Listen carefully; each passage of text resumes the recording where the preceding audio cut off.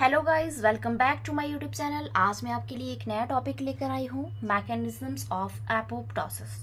Last video में हमने discuss किया था कि एपोप्टोसिस क्या होता है और आज हम इसके मैकेनिज्म के बारे में बात करेंगे। एपोप्टोसिस जो है ये एक कॉम्प्लेक्स और रेगुलेटेड प्रोसेस होता है और इसमें एनर्जी डिपेंडेंट कैस्केड इन्वॉल्व होते हैं, यानी कि जो भी इसमें इवेंट्स होते हैं वो एनर्जी के ऊपर डिपेंड होते हैं। जो ये मैकेनिज्म है एपोप्टोसिस का, ये कैस्पेस डिपेंडेंट भी हो सकता है और ये कैस्पेस इंडिपेंडेंट भी हो सकता है। कैस्पेस डिपेंडेंट में दो टाइप के पाथवे आते हैं, एक्सट्रिंसिक एपोप्टोटिक पाथवे और इंट्रिंसिक एपोप्टोटिक पाथवे। इन पाथवे को डिस्कस करने से पहले हम बात कर लेते हैं कि कैस्पेस क्या होते हैं। कैस्पेसेस क्या होते हैं? ये प्राइमरी मीडिएटर्स होते हैं एपोप्टोसिस के। जैसे कि आपने सुना होगा बिचौलिए का नाम।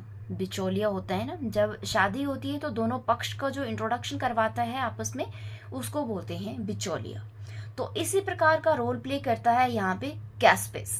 जो एक कैस्पेसेस होते हैं ये भी एक मीडिएटर का काम करते हैं और ये प्रोटीएज फैमिली से बिलोंग करते हैं।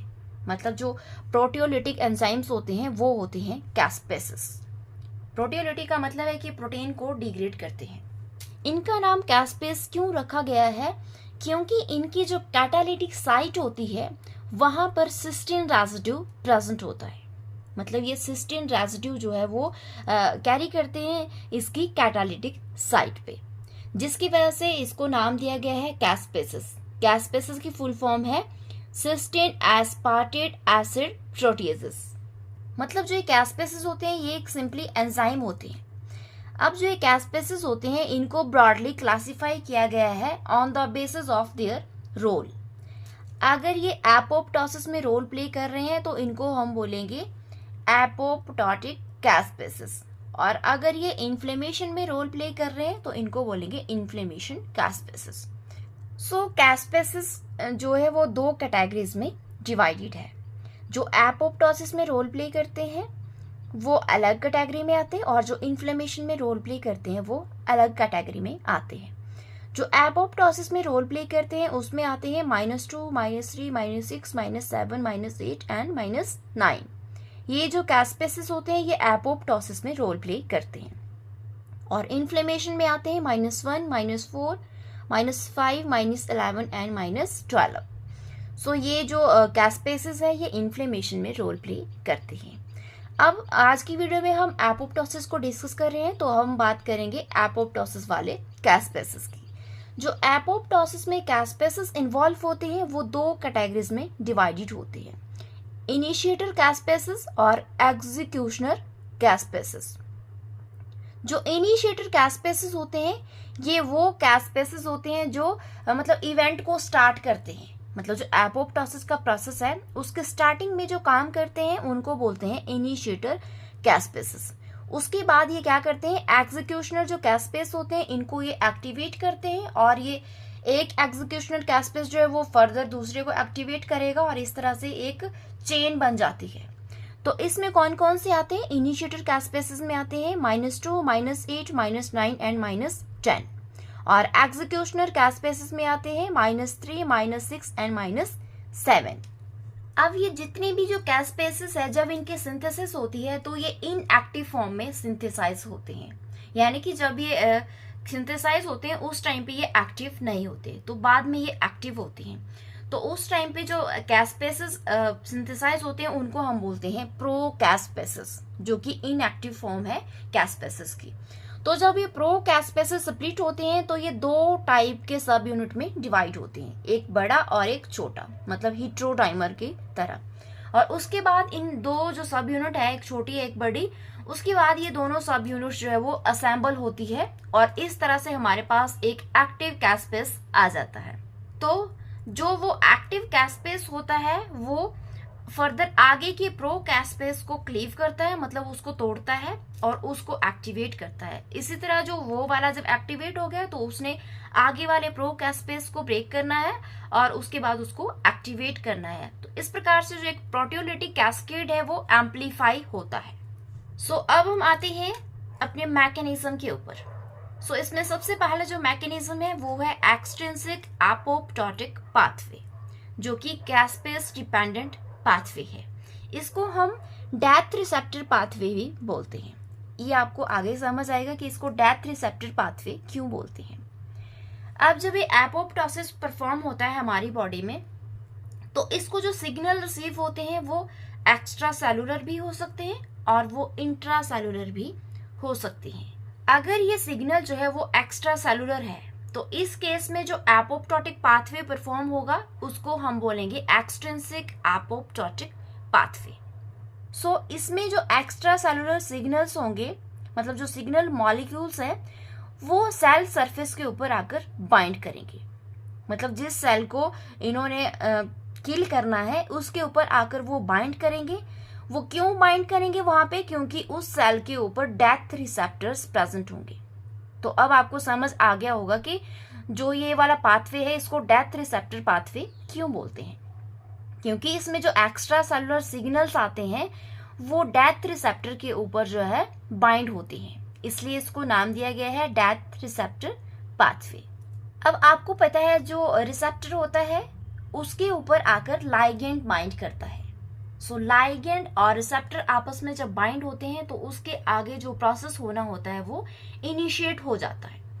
तो इसका एक एग्जांपल हम यहाँ पर डिस्कस करते हैं। फॉर एग्जांपल जैसे कि FAS रिसेप्टर होता है।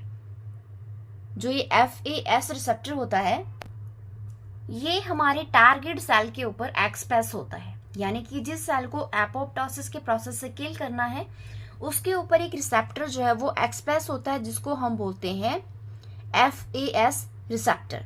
अब इसके लिए जो लाइगेंड होता है उसको हम बोलते हैं FAS लाइगेंड। ठीक है, जो ये FAS लाइगेंड होता है ये उन सेल्स के ऊपर एक्सप्रेस होता है जो इस सेल को मारेंगे, यानी कि जो जैसे कि हमारे पास है साइटोटॉक्सिक टी लिम्फोसाइट्स या फिर नेचुरल किलर सेल्स। सो इनके ऊपर जो लाइगेंड प्रेजेंट होता है उसको हम बोलते हैं FAS लाइगेंड। अब जो ये FAS लाइगेंड है ये FAS रिसेप्टर के साथ ही बाइंड करेगा। तो जब ये दोनों आपस में इंटरेक्ट करेंगे तो इसकी वजह से हमारा जो एपोप्टोसिस का इवेंट है वो ट्रिगर होगा और वहां से एपोप्टोसिस जो है वो स्टार्ट हो जाएगी। सो जब इन दोनों के बीच में इंटरेक्शन होती है तो इसकी वजह से यहाँ पर एक प्रोटीन जो है वो रिक्रूट होती है जिसका नाम है FADD, यानी कि FAS associated protein with death domain. So ये वाली प्रोटीन जो है ये यहाँ पर रिक्रूट होगी जिसमें दो टाइप के डोमेन्स होते हैं। ये जो यहाँ पे DD मैंने लिखा है इसका मतलब है डेथ डोमेन, और दूसरा जो ये DED है इसका मतलब है डेथ इफेक्टर डोमेन। तो जब इन दोनों के बीच में इंटरेक्शन होगी तो उसकी वजह से ये वाली प्रोटीन रिक्रूट हो जाएगी और ये वाली प्रोटीन क्या करेगी, मतलब इसका जो ये DED डोमेन है ये क्या करेगा, ये एक प्रोकैस्पेस 8 जो होता है उसको रिक्रूट कर देगा। तो यहाँ पर आप देख सकते हैं ये जो आपको ब्राउन से कलर में मैंने शो कर रखा है ये है प्रोकैस्पेस 8। तो इसने प्रोकैस्पेस 8 को जो है वो रिक्रूट कर दिया, मतलब इसको यहाँ पे तैनात कर दिया कि आगे तूने देखना है। अब जो ये प्रोकैस्पेस 8 है ये एक्टिवेट होगा और ये चेंज हो जाएगा कैस्पेस 8 में। से जो कैस्पेस 8 है ये आगे वाले प्रोकैस्पेस को जो है वो एक्टिवेट करेगा।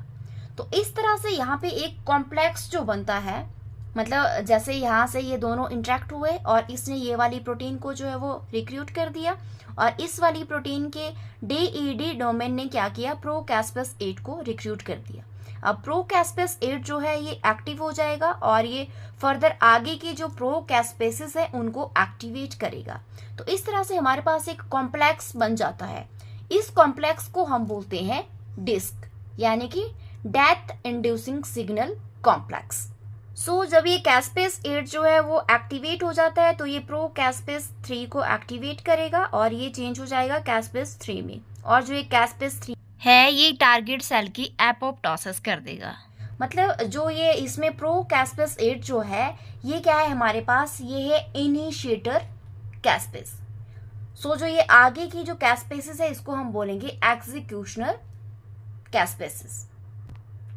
मतलब ये स्टार्टिंग में ये एक्टिवेट हुआ और इसने आगे के कैस्पेसिस को जो एक्टिवेट किया उनको हम बोलेंगे एग्जीक्यूशनर कैस्पेसिस। सो जो ये एक्सट्रिंसिक एपोप्टोटिक पाथवे है, इसमें कुछ ऐसी प्रोटीन्स भी होती है जो इस पाथवे को रोकती है। तो उसमें एक प्रोटीन आती है सी फ्लिप। जो ये सी फ्लिप प्रोटीन होती है, ये एक्सट्रिंसिक एपोप्टोटिक पाथवे को रोकती है। जो ये सी फ्लिप प्रोटीन होती है, ये FADD के साथ बाइंड करेगी और कैस्पेस 8 के साथ बाइंड कर जाएगी, जिसकी वजह से जो आगे का प्रोसेस है वो नहीं होगा, मतलब ये इस पाथवे को यहीं पे स्टॉप कर देगी। सो ये था कैस्पेस डिपेंडेंट एक्सट्रिंसिक एपोप्टोटिक पाथवे। अब दूसरा हमारे पास आता है कैस्पेस डिपेंडेंट इंट्रिंसिक एपोप्टोटिक पाथवे, यानी कि इसमें जो सिग्नल्स रिसीव होते हैं हमारे को वो इंट्रासेलुलर होते हैं, इसलिए इस पाथवे को नाम दिया गया है इंट्रिंसिक एपोप्टोटिक पाथवे। ये जो पाथवे होता है इसको माइटोकॉन्ड्रियल पाथवे भी बोलते हैं, क्योंकि इसमें जो माइटोकॉन्ड्रियल होते हैं वो इम्पॉर्टेंट रोल प्ले करते हैं। सो जब इंट्रिंसिक एपोप्टोटिक पाथवे परफॉर्म होना होता है तो उस टाइम पे क्या होता है, कुछ प्रोटीन्स जो होती है वो माइटोकॉन्ड्रिया के साथ इंटरेक्ट करती है और इसकी जो आउटर मेम्ब्रेन होती है माइटोकॉन्ड्रिया की, उसकी जो परमिएबिलिटी है उसको वो इंक्रीज कर देती है, जिसकी वजह से क्या होता है, जो माइटोकॉन्ड्रिया के अंदर साइटोक्रोम C प्रेजेंट होते हैं वो वहां से रिलीज हो जाते हैं। जैसा कि आप इस डायग्राम में देख रहे हैं, यहाँ पे ये है हमारे पास एक माइटोकॉन्ड्रियन। अब यहाँ पर आकर कुछ प्रोटीन्स जो है वो एक्ट करेगी, मतलब MOMP का मतलब है माइटोकॉन्ड्रियल आउटर मेम्ब्रेन परमिएबलाइजेशन, यानी कि इसकी जो ये आउटर मेम्ब्रेन है इसकी परमिएबिलिटी इंक्रीज हो जाएगी, जिसकी वजह से क्या होगा, जो ये आपको रेड कलर में राउंड राउंड सी बॉडीज दिखाई दे रही है ये यहाँ से रिलीज हो जाएगी। तो जब ये साइटोक्रोम C यहाँ से रिलीज होगा तो इसको साइटोसोल में मिलेगी एक प्रोटीन जिसका नाम है APAF1। तो ये उसके साथ बाइंड करेगा और उसको एक्टिवेट कर देगा। तो इसमें क्या होगा, जो ATP है वो ADP में चेंज हो जाएगी और जिसकी वजह से क्या है, जो APAF1 है प्रोटीन ये एक्टिवेट हो जाएगी और जिसकी वजह से जो ये साइटोक्रोम C है ये इसके ऊपर असेंबल हो जाएगी। तो इस तरह से असेंबल हो जाएगी ये वाले प्रोटीन्स और हमारे पास एक कॉम्प्लेक्स तैयार हो जाएगा जिसको हम बोलेंगे एपोप्टोसोम। ठीक है, जो ये एपोप्टोसोम होता है ये क्या करेगा, ये प्रोकैस्पेस 9 को रिक्रूट करेगा। अब जो ये प्रोकैस्पेस 9 है ये एक्टिवेट होगा, जब ये एक्टिवेट होगा तो ये कैस्पेस 9 में चेंज हो जाएगा। जब कैस्पेस 9 में ये चेंज होगा तो ये फर्दर आगे की जो प्रोकैस्पेसेस है उनको ये एक्टिवेट करेगा, रिक्रूट करेगा प्रोकैस्पेस 3 को और इस तरह से ये प्रोकैस्पेस 3 को जो है वो एक्टिव फॉर्म में कन्वर्ट करेगा, यानी कि कैस्पेस 3 में कन्वर्ट करेगा। और जो ये कैस्पेस 3 है ये टारगेट सेल की एपोप्टोसिस करेगा। सो इस तरह से जो ये एपोप्टोसिस के मैकेनिज्म है ये बहुत ही कॉम्प्लेक्स और रेगुलेटेड प्रोसेस होता है। अब जो ये इंट्रिंसिक एपोप्टोटिक पाथवे है इसको रेगुलेट करती है कुछ प्रोटीन्स जिनको हम बोलते हैं BCL2 फैमिली की प्रोटीन्स। ठीक है, जो ये BCL2 फैमिली है इसमें दो टाइप के मेंबर्स आते हैं, एक आते हैं एंटी एपोप्टोटिक मेंबर्स और दूसरे आते हैं प्रो एपोप्टोटिक मेंबर्स। तो जैसा कि आपको इनके नाम से पता चल रहा है, एंटी एपोप्टोटिक मेंबर्स क्या होते हैं, जो इस पाथवे को रोकते हैं और प्रो एपोप्टोटिक मेंबर्स वो होते हैं जो इस पाथवे को प्रमोट करते हैं, यानी कि इस मैकेनिज्म को प्रमोट करते हैं। सो एंटी एपोप्टोटिक पाथवे में हमारे पास कौन कौन से मेंबर्स आते हैं, एक तो जो ये BCL2 की फैमिली है ये इसको आपने याद रखना है, BCL2 और BCLXL और BCLB। और प्रो एपोप्टोटिक मेंबर्स में आते हैं हमारे पास BAX, BAD और BIK। अब जो ये प्रो एपोप्टोटिक जो मेंबर्स होते हैं ये फर्दर दो सब क्लासेस में डिवाइडेड है, जिसमें पहली है BH123 प्रोटीन्स और दूसरी है BH3 ओनली प्रोटीन्स। जो BH123 प्रोटीन्स है इसके अंदर आता है BAX और BAK और जो BH3 ओनली प्रोटीन्स है इसके अंदर आता है BID, BIM, BIK, BAD, PUMA और NOXA। सो ये जो प्रोटीन्स होती है ये BH3 ओनली प्रोटीन्स वाली फैमिली में आती है। सो पहले हम बात कर लेते हैं प्रो एपोप्टोटिक मेंबर्स के बारे में। मान लीजिए हमारी बॉडी में स्टिमुलस आया और उसने इंट्रिंसिक पाथवे को जो है वो ट्रिगर कर दिया, यानी कि इंड्यूस कर दिया। तो वहां पर क्या होगा, जो प्रो एपोप्टोटिक BH123 फैमिली की प्रोटीन है, यानी कि BAX और BAK, ये क्या करेगी, ये MOMP को प्रमोट करेगी, यानी कि जो माइटोकॉन्ड्रियल की आउटर मेम्ब्रेन है उसकी ये परमिएबिलिटी को इंक्रीज करेगी, जिसकी वजह से क्या होगा, जो इसके अंदर साइटोक्रोम C है वो रिलीज हो जाएगा। अब यहाँ पर जो BH3 ओनली प्रोटीन्स है वो आगे का जो एपोप्टोटिक फंक्शन है उसको परफॉर्म करेगी, यानी कि साइटोक्रोम C तो रिलीज हो गया। अब आगे का जो प्रोसेस है वो, जो ये दूसरी कैटेगरी है हमारे पास BH3 ओनली प्रोटीन्स, वो इसको कंटिन्यू करेगी। तो ये क्या करेगी, ये अगर यहाँ पर कोई एंटी एपोप्टोटिक प्रोटीन जो है वो बाइंड है तो उसको ये न्यूट्रलाइज कर देगी। अगर यहाँ पे एंटी एपोप्टोटिक प्रोटीन नहीं है तो ये डायरेक्ट एक्टिवेट करेगी आगे के जो प्रो एपोप्टोटिक इफेक्टर्स है, यानी कि BAX और BAK जो है इनको ये डायरेक्टली एक्टिवेट करेगी और यहाँ से जो एपोप्टोसिस का प्रोसेस है वो स्टार्ट हो जाएगा। सो इस तरह से जो ये BH3 ओनली प्रोटीन्स है ये एक लिंक प्रोवाइड करती है एपोप्टोटिक स्टिमुलस के बीच में और इंट्रिंसिक पाथवे ऑफ एपोप्टोसिस। मतलब जो इंट्रिंसिक पाथवे है और जो इंट्रासेलुलर सिग्नल्स हमारे पास रिसीव हो रहा है उसके बीच में ये लिंक प्रोवाइड करती है BH3 ओनली प्रोटीन्स। क्योंकि इसमें क्या होता है, इसमें डिफरेंट जो स्टिमुलस है वो आते हैं और जिसकी वजह से डिफरेंट टाइप की जो BH3 ओनली प्रोटीन्स है वो एक्टिवेट होती है। फॉर एग्जांपल हमारे पास जैसे कि DNA डैमेज हुआ है हमारी बॉडी में जो कि रिपेयर नहीं हो सकता, तो इस केस में क्या होगा, जो ये P53 प्रोटीन है वो एक्यूमुलेट हो जाएगी। तो जब ये एक्यूमुलेट होगी तो इसकी वजह से ये कई सारे जीन्स की ट्रांसक्रिप्शन को एक्टिवेट कर देगी। तो उन जीन्स को ये एक्टिवेट करेगी जो एनकोड करेंगे BH3 ओनली प्रोटीन्स को, यानी कि PUMA और NOXA को जो एनकोड करेंगे उन जीन्स को ये एक्टिवेट कर देगी, जिसकी वजह से क्या होगा, जो डैमेज पार्ट है DNA का वो वहां से रिमूव कर दिया जाएगा with the help of apoptosis. So ये तो था प्रो एपोप्टोटिक मेंबर्स किस तरह से रोल प्ले करते हैं। अब हम देख लेते हैं यहाँ पे एंटी एपोप्टोटिक BCL2 प्रोटीन्स को, यानी कि जो एंटी एपोप्टोटिक मेंबर्स है BCL2 फैमिली के वो किस तरह से रोल प्ले करते हैं। तो जो ये वाली प्रोटीन्स होती है ये आउटर माइटोकॉन्ड्रियल मेम्ब्रेन के ऊपर बाइंड होती है और जिसकी वजह से ये क्या करती है, एपोप्टोसिस को रोकती है। तो ये किस तरह से एपोप्टोसिस को रोकती है, क्योंकि ये BAX और BAK जो प्रोटीन्स है, यानी कि जो प्रो एपोप्टोटिक प्रोटीन्स है, इनकी एक्टिवेशन को ये रोक देती है। तो जब ये वाली प्रोटीन्स एक्टिवेट नहीं होगी तो आगे का जो पाथवे है वो कंटिन्यू नहीं होगा। तो इस केस में हमारे पास दो कंडीशंस हो सकती है।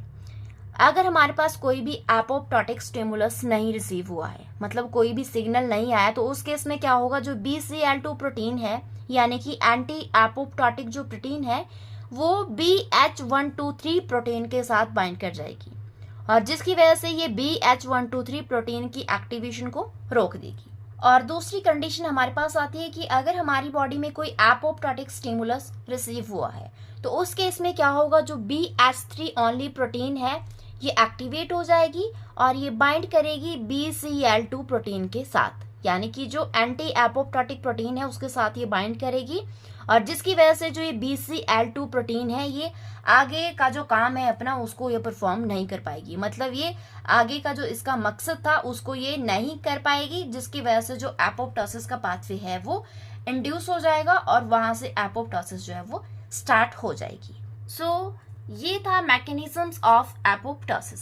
सो इसके अंदर दो टाइप के पाथवे आते हैं, एक्सट्रिंसिक एपोप्टोटिक पाथवे और intrinsic apoptotic pathway. So I hope आपको ये समझ आया होगा। अगर आपको मेरी वीडियो पसंद आई हो तो मेरी वीडियो को लाइक करना, मेरे चैनल को सब्सक्राइब करना और वीडियो को ज़्यादा से ज़्यादा शेयर करना। Thank you for watching.